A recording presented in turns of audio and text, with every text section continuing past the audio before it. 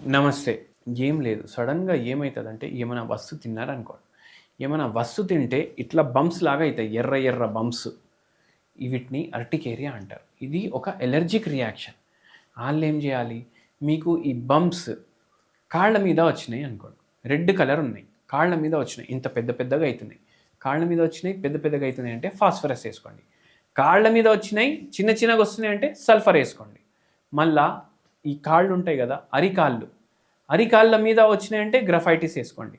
నల్ల ఇట్లా జర్ర ఇట్లా బంపీ వస్తున్నాయి, చిన్నగొస్తున్నాయి, జర బ్లూయిష్ కలర్‌లో వస్తున్నాయి అంటే మీరు అప్పుడు ఆహ్, సిలిషియా ఏసుకోండి. మళ్ళా దాని తర్వాత మోకాళ్ళ మీద వస్తున్నాయి అనుకోండి. మోకాళ్ళ మీద వస్తున్నాయంటే రస్టాక్స్ ఏసుకోండి. తొడల మీద వస్తున్నాయంటే మీరు కెల్కేరియా సిలికేటా ఏసుకోండి.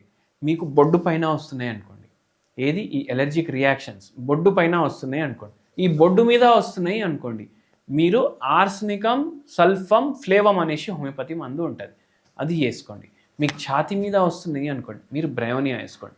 మీకు తలలో సబేషియస్ సిస్ట్ అంటారు. అంటే చిన్న చిన్న ఇట్లా కురుపుల్లాగా వస్తాయి. గోక్తే ఏమో బ్లడ్ వస్తది. జర ఇట్లా గడ్డలాగా చిన్న చిన్నగా అయిపోతాయి సబేషియస్ సిస్ట్. అవి ఇక్కడ వస్తున్నాయి అనుకోండి తలపైన. యాసిడ్ ఫాస్ఫరికం అనేసి మందు ఉంటది. అది ఏసుకోండి. మళ్ళా అదే గాకుండా సడెన్‌గా మీకు చేతుల్లో మంటలు, కాళ్ళల్లో మంటలు ఇట్లా వస్తున్నాయి అనుకోండి. మీరు మంట అంటే సల్ఫర్ అని గుర్తుపెట్టుకోండి. సల్ఫర్ ఏసుకోండి. మళ్ళా దాని తర్వాత ఇప్పుడు ఇవి కొన్ని చర్మాల గురించి సంబంధించిన కొన్ని సింప్టమ్స్ గానీ, రోగాలు గానీ మాట్లాడినాం. ఇప్పుడు కొందరికి ఏమైతదంటే ఎగ్జిమా అనేసి రోగం ఉంటది. ఇప్పుడు కొందరు ఇంగ్లీష్ డాక్టర్లు ఏమంటారు, ఎగ్జిమా ఒకసారి వస్తే మళ్ళా లైఫ్‌లో పోదు. కానీ హోమియోపతితోటి పోతది పూర్తిగా. ఎప్పుడు మీరు మీ ఇంటి దగ్గర ఉన్న డాక్టర్‌ని సంప్రదిస్తే, మీ శరీరాన్ని బట్టి, మీ కాన్స్టిట్యూషన్‌ని బట్టి మీకు వాళ్ళు మందులిస్తారు. దాంతోటి మీకు నయమైతది. కానీ ఇప్పుడు ఇంటికాడ ఉన్నారు. బాగా గోకడం అయితుంది. అప్పుడు ఎట్లా మేనేజ్ జేయాలి? అప్పుడు ఎట్లా మేనేజ్ జేయాలంటే మార్నింగ్ 7 నుంచి 9 మీకు బాగా మీ ఎగ్జిమాలో ఇచ్చింగ్ అవుతుంది అనుకోండి. ఎగ్జిమానే కాదు, ఇది ఎగ్జిమాకి పనికొస్తది, సోరియాసిస్‌కి పనికొస్తది, టీనియా క్రూరిస్‌కి పనికొస్తది, డెర్మటైటిస్‌కి పనికొస్తది. ఏ స్కిన్ రోగం ఉన్నా మార్నింగ్ 7:00 నుంచి 9:00 వరకు మీకు బాగా ఇచ్చింగ్ అవుతుంది అనుకోండి.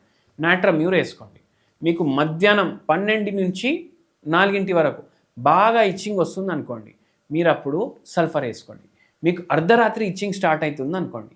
అర్ధరాత్రి ఇచ్చింగ్ స్టార్ట్ అవుతుందంటే నక్స్వామికా ఏసుకోండి.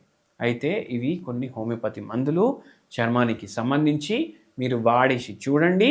మీకు మంచిగా అయితది. ధన్యవాదాలు.